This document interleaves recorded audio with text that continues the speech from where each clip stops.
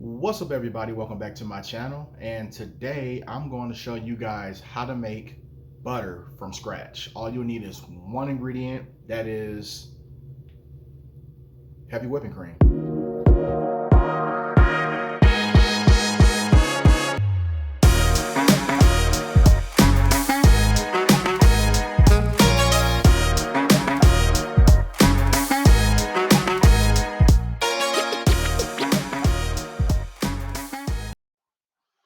So let's go ahead and get this started. I'm going to take my buttermilk and I'm going to put it into a clear container just for show. You don't have to put it in anything clear, or this is just a container that can hold the milk, the butter, the heavy cream.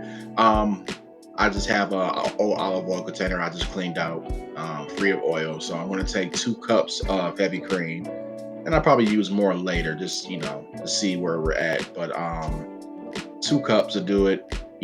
Just pour it in. Make sure you don't spill it everywhere, because last thing you need is a big cleanup. Um, yeah, just go ahead and fill that up.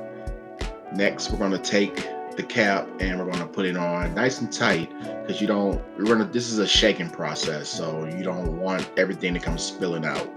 So let's get started with the shaking. Now, this is a voiceover, so when you see hand gestures in this video and the voice doesn't match up with it, you're not going crazy. Um, I just didn't like the audio or the actual video, so I just decided to do a voiceover on this. So you want to get that to shake, and mind you, there are other methods you can use for this. You can put it in a stand mixer. That's probably the best. You can just pour it in and let it go, and it'll just do it all the work for you. You just keep watch on it. Um, or you can use a hand mixer, which takes a little bit longer, and just need a little bit more work. This is the most work, but I know I said I keep it simple, but this is funner, and it gives you a better idea of what it feels like to make go through this process. Now this is about 10 minutes in, and it's already forming soft peaks, just about soft peaks, I believe. And this is the whipped cream phase. As you can see, it's barely liquid coming out of there, and it's really thick. So this is what they call soft peaks. Um, so I would say in about another 2 or 3 more minutes of shaking, it will form stiff peaks, which is the actual whipped cream. You know how the consistency you want it, or most people want it anyway. Um, Beyond that, you'll start to notice it's just really thick. You don't, you over whip the whipped cream. So this is what it looks like. Barely see anything moving. But this is the time where you start to think you're not doing anything. But if you just keep shaking, even though you don't feel anything moving, it's something. It's a process. So it's actually starting the whole separation process. And at about 15 minutes right here, you'll start to notice liquid starting to you're starting to hear more liquid in there. This is the actual buttermilk beginning to form. It's starting to separate from the butter. Now, your arm's probably tired at this point, but trust me, you're almost there. Just keep shaking.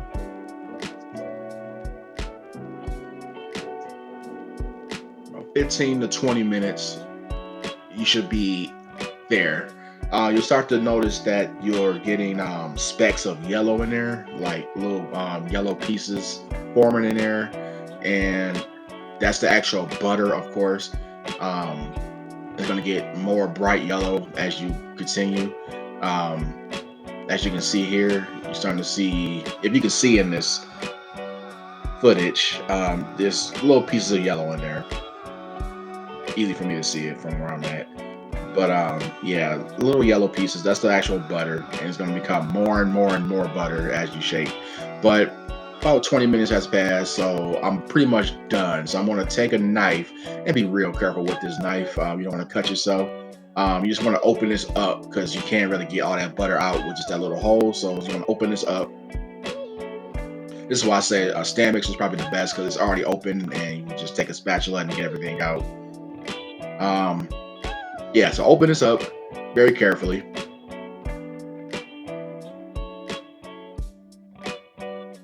Take the lid off. And as you can see, the butter has formed little clumps in there. That's all butter and the buttermilk.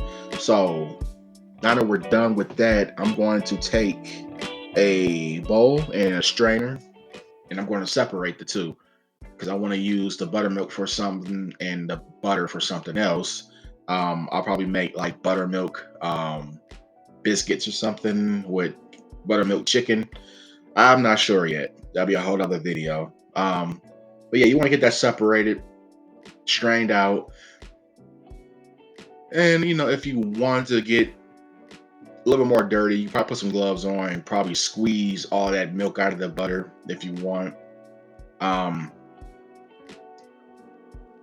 the butter now, side note, the butter is made fresh, so there's no salt, there's nothing in it, so it's just plain, no tasting butter. So you can either add a little salt to it, so you're tasting, and mix it together and store it, or I guess if you want to get fancy and make a compound butter, add some honey or something to it, just to give it a little taste. But this is pretty much the process. This is probably $5 worth of butter right here, maybe more, that you made from scratch, plus buttermilk. So you can't really beat that.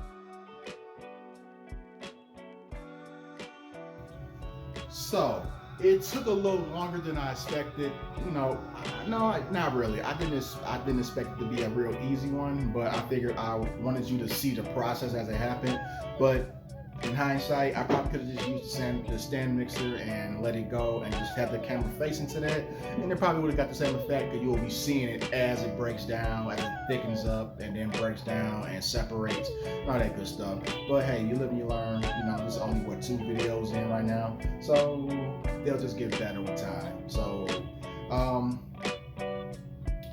with the buttermilk, I think what I'm gonna do is I'm gonna do another video. I'm gonna make buttermilk fried chicken, buttermilk chicken, and some probably buttermilk biscuits. I'm not a baker, so that's gonna be a trial for me. Um, we'll see, but I'll definitely do a video on that. And thank you for watching. Make sure you subscribe, like my videos, share definitely, and I'll catch you on the next one.